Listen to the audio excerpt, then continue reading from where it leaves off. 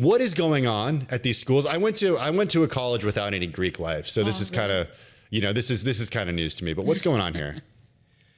Yeah, it's a good question. I mean, I grew up in California and then have lived on the East Coast, so this is a different world to me too. I think what's happened is that there's a pretty well-documented trend of people from outside the South or students outside the South wanting to be part of this kind of larger football games, Greek life in these large Southern public universities. And so many of these young women who are attending want to rush sororities, and they learn rather quickly that the standards expected from them are a little bit different than maybe they would be elsewhere. Well, I have good news for you and me, Gabriel, the Californians who did not experience Greek life because now we live in the Northeast.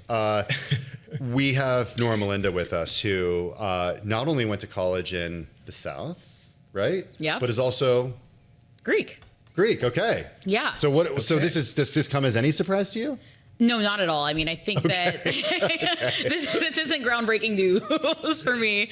The University of Virginia, which is where I went, there's a ton of spending when it comes to Greek life. You have rush season. Everyone's doing all their just essentially trying to scout out which sororities and fraternities they want to be a part of.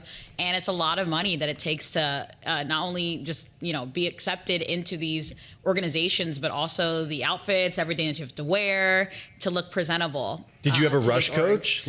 So I will say in the Black UVA community, it's a bit of a more niche experience. So we didn't actually do the traditional rush, but it is still an expensive endeavor. Okay, interesting. So Gabriel, who are these rush coaches?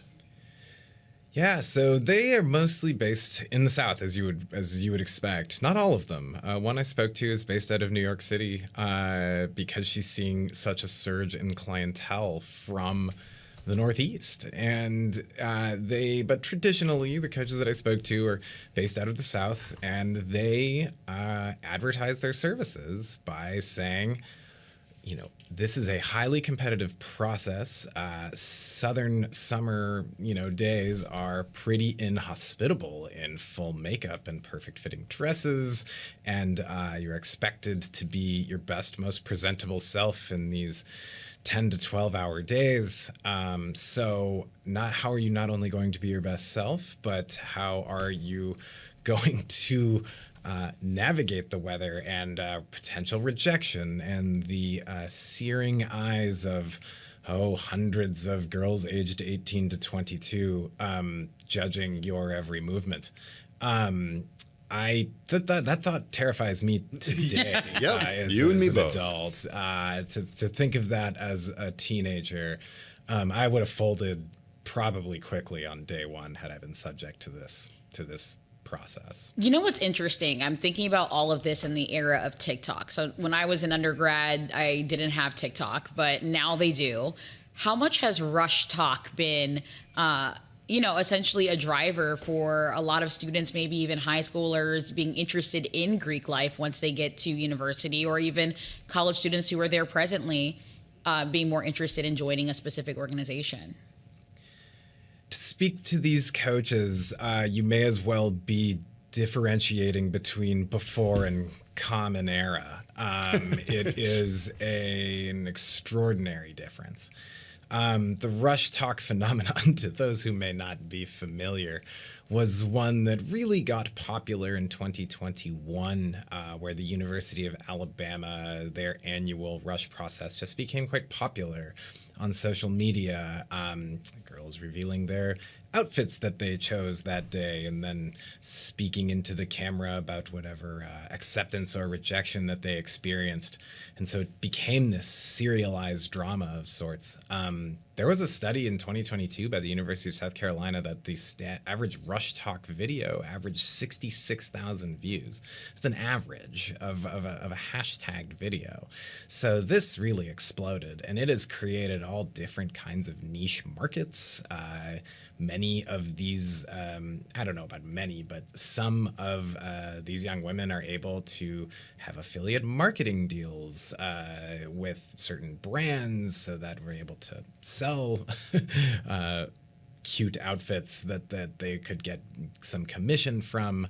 It just seems to be an entirely new world. So, well, I clearly did not rush a sorority. I imagine that the process probably looks different to even those who rushed maybe even 10 years ago. So what does it take to, it's crazy. Yeah, successessly get through this? Like what? This thing. I'm not the person to ask, I'm afraid. I mean, I've gotten some good pointers from these coaches who were very generous with their Do the coaches have any sort of guarantee? Right. That's Like, what I'm curious no. about. It's like you're paying $3,000 to $12,000 and the outcome is whatever. I was told that any coach who advertises a 100% acceptance rate is not telling the truth. That I think what they promise you and what was probably the most revealing, enlightening, what the word to use is, fact about this process was that these coaches are doing kind of early job training for these young women. It sounds a little absurd when you are talking about it in the context of what amounts to a social club, but they are trying to tell them that here is a high pressure situation. Here is how you present in the best and most professional manner possible.